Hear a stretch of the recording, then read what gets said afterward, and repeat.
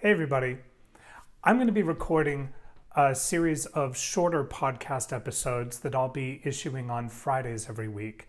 They're a slightly different format from the longer format that I'm posting on Tuesdays, which are interviews with other architects.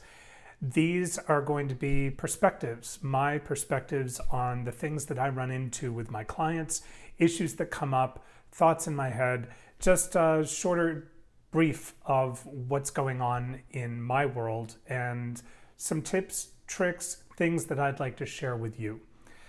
Lately, I've had a lot of clients who have been coming to me because of the circumstances of the pandemic and lockdowns and shutdowns and furloughs and a slew of different circumstances that have been affecting all of us.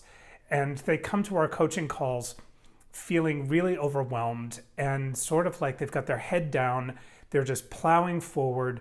A lot of the sense of what I hear from people is that they're just in survival mode. They're stomping out whatever fire seems to crop up right there in the moment, but they have no long-range vision. They're unable to sort of lift their heads up and look towards their longer goals. They're all just working as hard as they possibly can to just get by every single day. And this doesn't happen to everybody just during pandemic times.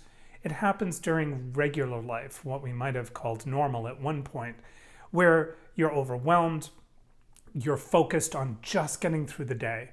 And it happens in the world of architecture especially. There are clients coming after you, there are project deadlines, there are crises that you have to stomp out, there are staffing concerns, there's just all of the different issues that you have to deal with.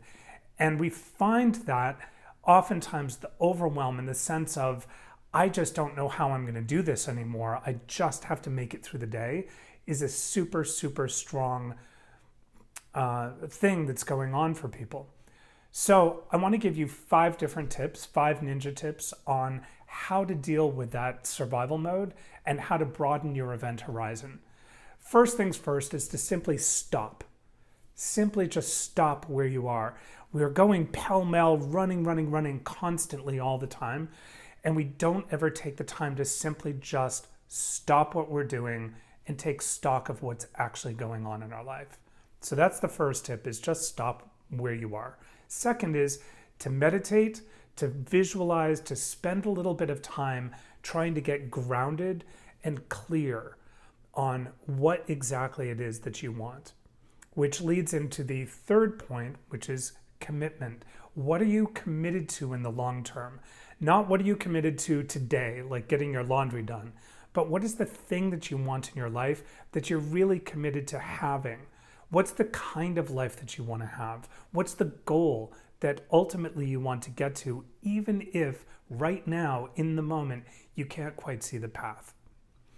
Once you're clear on the commitment, the next step is number 4, which is to actually create a plan. A series of steps, milestones, and goals that will get you to where you want to go. And step 5 is take some action. Even the tiniest bit of action is going to get you moving towards that goal in the face of all of the other swirl and circumstances that are going on around you. So stop what you're doing. Meditate or visualize on what it is. Get yourself grounded and get clear on your commitment. Then put together a plan and take the smallest bit of action.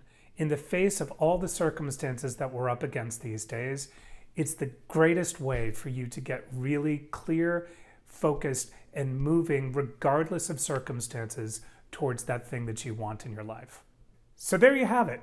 5 tips for getting your head out of the sand, focusing on the long horizon, and moving forward in the face of a pandemic and other crises that happen in life. If you found this interesting, or if you'd like to know more about coaching and the work that I do, please join my community at www.blueprintforliving.coach. Until then, thanks for listening. I'll see you all next week, and make it a wonder-filled day. Take care.